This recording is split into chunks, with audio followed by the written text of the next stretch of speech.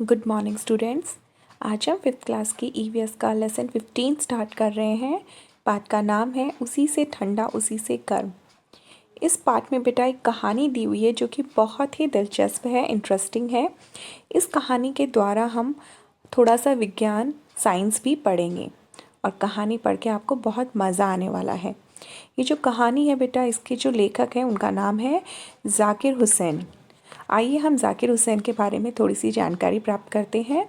Doctor Hussain स्वतंत्र भारत के तीसरे राष्ट्रपति थे। इनका जन्म 8 फरवरी 1897 को हैदराबाद आंध्र प्रदेश के सुम्भ्रांत परिवार में हुआ था और इनकी मृत्यु 3 मई 1969 को हुई थी। आइए अब हम कहानी को पढ़ते हैं। एक था लकड़हारा। लकड़हारा कौन? जो कि जंगल से लकड़ियां काट कर लाता है। जंगल में जाकर रोज लकड़ियां काटता और शहर में जाकर शाम को उनको बेच देता था। एक दिन वह दूर जंगल के अंदर चला गया। कटकटी का जाड़ा पड़ रहा था। कटकटी का जाड़ा होता है बहुत ही तेज ठंड, यानी ज्यादा ठंड जो होती है उसको बोलते हैं कटकटी का जाड़ा पड़ना। उसकी उंगलियां बिल्कुल सुन्न होती जाती थी।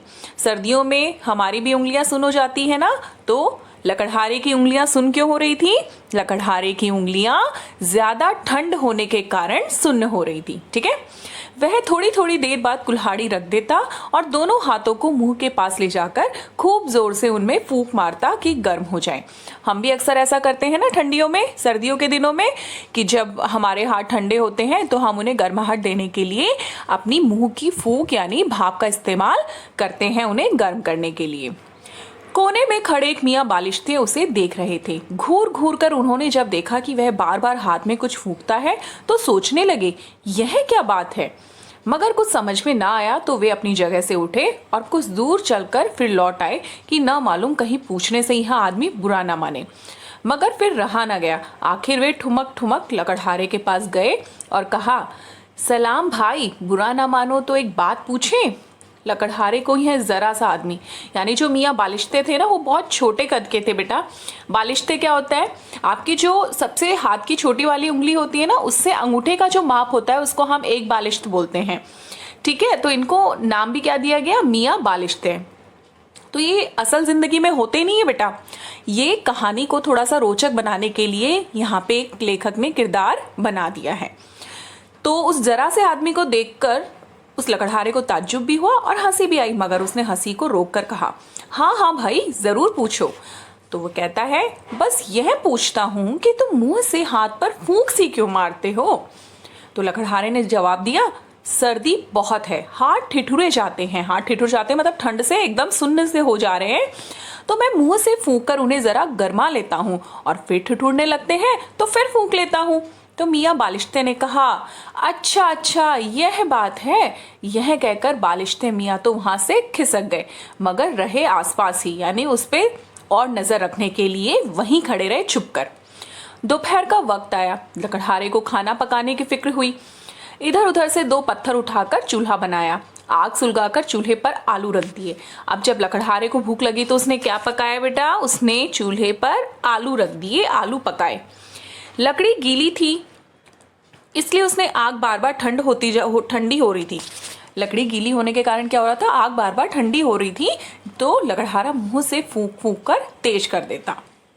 अब देखो बेटा, ये हमारी मुंह की जो फूंक है कितनी कमाल की है। इससे जब उसे कुछ गर्म, यानी अपने हाथों को ठंडी में गर्म करना था तो भी उसने फूंक मारी, और अब उसे आग को तेज करना है तो भी वह फूंक मार रहा है। ऐसा क्यों होता है बेटा? आपने नोटिस किया होगा, आपकी जब कभी चाय आप पीते हो, कोई भी खाना गर्म गर्म खाते हो तो उसको फूंक मार के ठंडा करते हो। तो ऐसा कैसे हो सकता है? किसी चीज को आप गर्म भी अपनी फूंक से कर देते हो, ठंडा करना होता है तो भी। ऐसा इसलिए होता है बेटा, जब ठंड के दिन होते हैं ना, सर्दियां होती हैं, तो हमारे मुंह से जो भाप निकलती है, फूंक निकलती है ना, वो जो हमारे आसपास का वातावरण होता है ना, वो हमारे मुंह की भाप से ज्यादा ठंडा होता है। तो हमारे मुंह से जो भाप निकलती है, फूंक निकलती है, वो अपेक्षाकृत क्या होता है? गर्म होता है, जिससे हमारे हाथ गर्म हो जाते हैं। ठीक है। और जब हमें कोई गर्म चीज़ को ठंडा करना होता है तो क्या होता है, वो जो गर्म चीज़ होती है ना, वो हमारे मुंह की भाप से कहीं ज़्यादा गर्म होती है, जिसकी वजह से हम उन्हें फूंक मार के ठंडा कर सकते हैं। ठीक है, इसी तरीके से हम जब हमें आग जलानी होती है तो हम मुंह से फूंक मारकर उसे तेज कर सकते हैं। आपने देखा होगा हम अक्सर है ना चश्मा साफ करने के लिए भी अपनी मुंह की भाप का इस्तेमाल करते हैं, सीटी बजाते हैं तो भी भाप का इस्तेमाल करते हैं। तो ऐसे बहुत से काम होते हैं जिसमें हम अपनी फूंक यानी अपनी मुंह की भाप या फूंक का इस्तेमाल करते हैं। आगे पढ़ते हैं। अरे बालिश्ते ने तो दूर से देखकर अपने जी में कहा, अब यह फिर फूंकता है, क्या इसके मुंह से आग निकलती है? तो लकड़हारे को भूख ज्यादा लगी थी, इसलिए एक सिका हुआ आलू उठाया, उसे खाना चाहा तो ऐसा गर्म था जैसे आग। उससे रहा नहीं गया, उसकी तेज भूख थी, तो उसने तुरंत क्या हुआ, वो गर्मा गर्म आलू अपने मुंह में रख लिया। तो फिर वह मुंह से फू फू करके फूकने लगा कि फूक करके उसका जो आलू है वो क्या हो जाएगा, थोड़ा ठंडा, उसके मुंह को जलेगा नहीं इसलिए। अरे बालिश्ते ने फिर जी में कहा, यह फिर फूकता है, अब क्या इस आलू को फूक कर जलाएगा? थोड़ी देर फू फू करके लकड़हारे ने उसे अपने मुंह में रख लिया, यानी वो उस आलू को ठंडा कर रहा था फूंक मार के, और गपगप खाने लगा। अब तो इस बालिश्ते की हैरानी का हाल ना पूछो। इससे फिर नहीं रहा गया और ठुमक ठुमक कर फिर लकड़हारे के पास गया और कहा, सलाम भाई, बुरा ना मानो तो एक बात पूछूं? तो लकड़हारे ने कहा, बुरा क्यों मानूंगा, पूछो।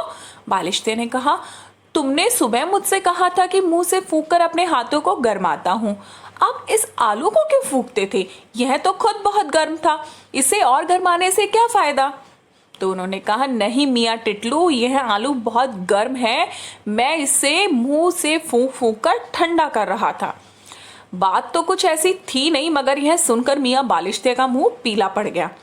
डर के मारे कप कप कांपने लगा, उसके पैर पीछे हटते जाते थे। लकड़हारा भला मानस था, उसने आखिर पूछा, क्यों मियाँ, क्या हुआ, क्या जाड़ा बहुत लग रहा है?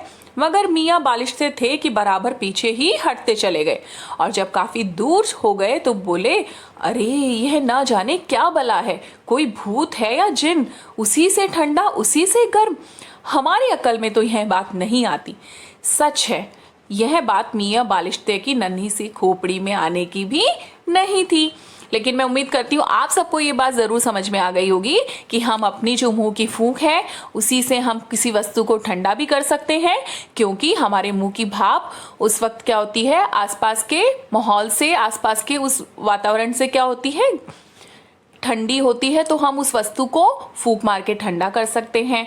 और जब हमें अपने हाथों को गरमाना होता है ठंडियों में, सर्दियों में, तो हमारे मुंह से निकली हुई जो फूंक होती है वो आसपास के तापमान से क्या होती है, गर्म होती है, इसलिए हम अपने हाथों को गर्म कर सकते हैं। मजा आया ना कहानी पढ़ के? अब आप ध्यान से जितना हमने आज पढ़ा है बेटा, अपनी बुक से उस चैप्टर को इतना रीड करेंगे, समझने की कोशिश करेंगे, ठीक है, और दी हुई वर्कशीट को ध्यान से करेंगे। Thank you.